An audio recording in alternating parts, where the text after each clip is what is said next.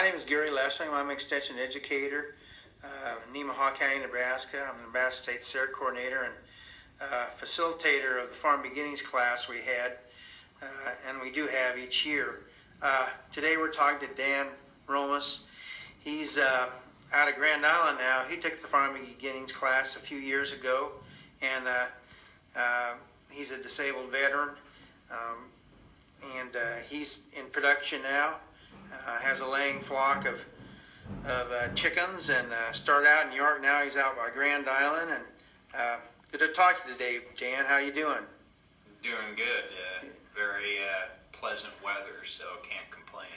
So Dan, why don't you you took the Farm Beginnings class a few years ago. What after you took the class? What were some of the things, or how did you get started in farming? And kind of explain your operation for us, if you could.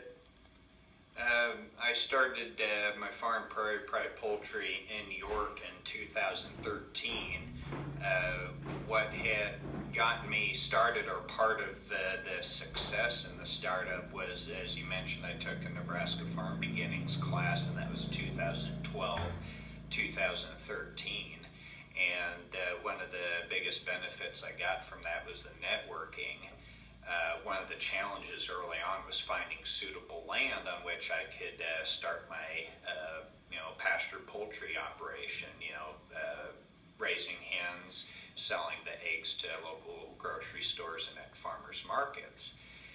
So one of your speakers back then was Ruth and Everett Lundquist at Common Good Farms. Well, as it turned out, they knew somebody in York, the Jensens, Carol Knierim and Jim Jensen, and they put us in touch. And so I think if it weren't for that, who knows, I might not even be here. But in any case, so that's how I got started, just kind of gathering up information and utilizing the Farm Beginnings class as a networking opportunity to get to know people and then ask them questions. No sense in reinventing the wheel, so to speak, as far as the planning phases of what I wanted to do. Mm-hmm. So what you have your pasture poultry? What is you have like laying hens, and what Correct. Kind do you have, and kind of go through that process? Well, I wanted to pick a breed that was not only going to be prolific egg layers, in both quantity and size, but also that would be winter hardy and, withstand confinement well. Now, I know that kind of sounds like an oxymoron, pasture raised and confinement, but the angle or context I'm coming from there is during times of inclement weather. So when you have winter time, for instance, and it's really bitterly cold outside, you want to protect against frostbite, so you don't want the doors open, and there's not going to be the green grass obviously out there for them to forage. So during those times where they have to stay inside the coop, they need to be able to be tolerant of that. So I found that Rhode Island Reds and black sex links and black Australorps are very good breeds. They kind of cover all of those basic requirements for me. Laying over 300 eggs per hen each year, winter hardy, and docile. They have a very good docile nature, and then withstanding confinement well. So I've had the Rhode Island Reds, black sex links, gold sex links. I've got some barred rocks. This is the first year I'm trying those, so we'll see how that goes. So now you're out here at Grand Island, so Yep. you have your own land that you've been able to purchase, and your own place now. Is that right? It's kind of nice. I mean, I've had overwhelming support, for what I'm doing. Basically, kind of facilitating or helping to facilitate the growing local food movement. so the support for that has just been overwhelmingly positive. So from the get-go, within the first 2 years, I knew I needed to expand. I wanted more, to be able to do more. And at the time, I was leasing 3 acres. So I go from 3 acres to just under 15 and a half acres, and go from, about, I think I started out with like 400 or 500 chickens, and I'm up to, somewhere between 500 and 600. I haven't done a count in a while, but in any case, because you always got to account for chicken mortality, because sometimes they'll just kind of die off that anyway. So I go from 3 acres to 15 acres, from a few hundred to more than a few hundred chickens. And not just that, but I've been able to diversify, and that is, I raise broilers now once a year for the meat, and get them processed and sell those to Grand Central Foods is my one and only grocery store, and then I sell the rest to individuals at the Old Cheney Farmers Market throughout that market season. So how many broilers do you process? Anywhere between 100 and 150. Oh. That seems to be a good number. I can get those sold, pretty easily. So this year I did 100. I think if I would have done closer to 150, that would have been better, because I still had some people asking over the last 2 months at the farmers market, and I just I had sold out quicker than normal. So where do you sell your eggs? I sell them at HyVee grocery stores. So I've got 4 locations: the HyVee in Kearney, here in Grand Island, and 2 locations in Lincoln, the Williamsburg, which is located near 40th and Old Cheney, and then the 50th and O Street location, which is actually it's close to where I grew up. So, so that's where I sell the eggs, and then I also sell some through the Nebraska Food Co-op, which is like an online farmers market year-round. And then I have people that will come out to the farm from time to time to buy eggs directly. And then, during the market season, from the end of April through the end of October, twice a month on Sundays, I go to the Old Cheney Road Farmers Market. So. Okay, well, you got quite a diversified clientele that you can work with. That's great. Yep.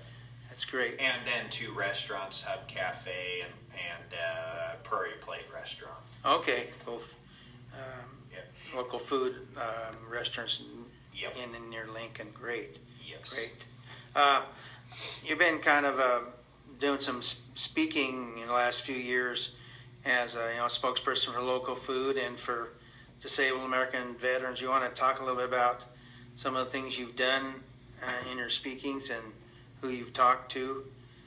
And aren't you like Heartland Heroes, or what is the group that you're associated with or spoke for? Well, I've gotten a lot of, press, if you will, being associated with the Farmer Veterans Coalition. Yes, that's the correct agency. And again, it all goes back to that networking piece that was just so invaluable through the Nebraska Farm Beginnings, because I never even knew the Farmer Veteran Coalition existed until, I forget who it was. It might have been Kathy Starkweather or somebody that was with the Center for Rural Affairs.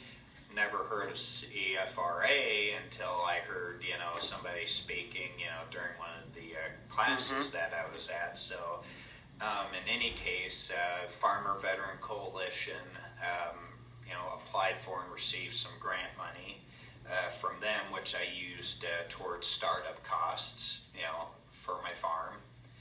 I've been to Washington, D.C. Twice.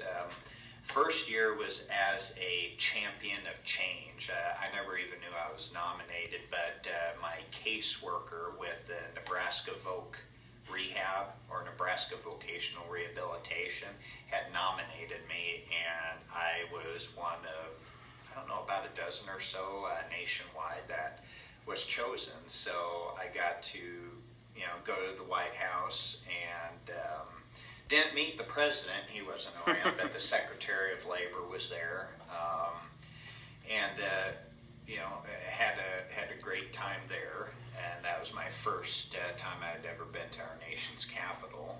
So I got to speak about my experiences as a disabled military veteran and how I got to where I was, which was very important to me, because at first I didn't want to go because I really didn't like the limelight, and I don't think I'm a good speaker. But then I thought, there's other veterans out there who are disabled, and I need to be the best example I can be. So if I go and do this, well, all of a sudden I have a national platform on which to reach out to more veterans. And so I decided to go, and sure enough, I was getting calls from veterans in Mississippi, North Dakota. It was pretty amazing. So I've had Congressman Adrian Smith come out to my farm and spent about a half a day with me out there, and then I also took him to, this is when it was in York, and took him to the grocery store, Grand Central Foods there in York. I went back to Washington, D.C. early part of last year, I think it was, for the Farm Credit Services, I guess for lack of a better term, as a lobbyist, if you will, just speaking with different congressmen and senators, political figures, if you will, about local food movement, local producers, military veteran issues as well. So I've spoken at like Concordia College down in Kansas, and most recently last year as a keynote speaker for the Nevada Farm Bureau's 96th annual convention in Reno, Nevada. So again, just kind of painting the picture of this is who I am, this is how I got to where I was, and this is where I hope to go, and all that, the central theme being there's a home in agriculture for military veterans, disabled or not. There's just, I think was it Nebraska College of Technical Agriculture has a program philosophy, combat boots to cowboy boots, and that's a very good tagline, just letting people know that, hey, retiring from the military or you're leaving the military, what have you, don't know what to do, well, there's a future for you in agriculture. So, yep. Well, thanks, Dan. I appreciate your time today, and Okay.